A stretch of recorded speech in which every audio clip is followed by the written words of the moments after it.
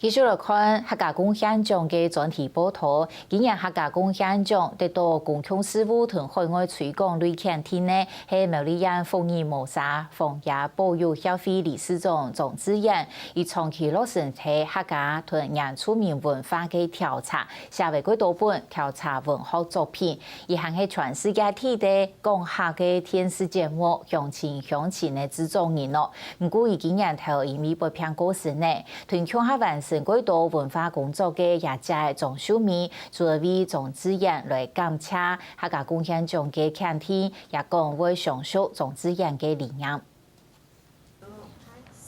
前面有限的時間，整理落工莊子燕對後生家下就相關的筆記，莊秀美講啲莊子燕無論做哪項事情都會動用心準備。莊子燕喺後生嘅時節就創辦嘅三台雜誌，主要對台灣北中南闡述台灣嘅文化同族群故事。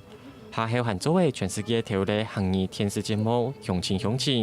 佢聲音做嚟講對客家文史各方面都係嚟大挑戰。何況是客家地區，他說我們沒有人敢出來開頭做，那他開始自詡為文化人的時候，他說我要站出來。我說你要怎麼站出來？他說我要先辦雜誌。莊子燕嘅本樣莊秀美對後生時節拿到5等獎，就開始搞音樂，還得到10道獎。莊子燕在成家下動畫講笑，講佢自家無從本樣也有成就。莊秀美咪講莊子燕對客家文化韓國原住民文化，韓國報道奉野教育有啲兩位同記錄，前望嘅就會有年做得到客家貢獻獎肯定。就算人動用時節行起掛條等廿件事情，故說佢未見留佢鼓勵。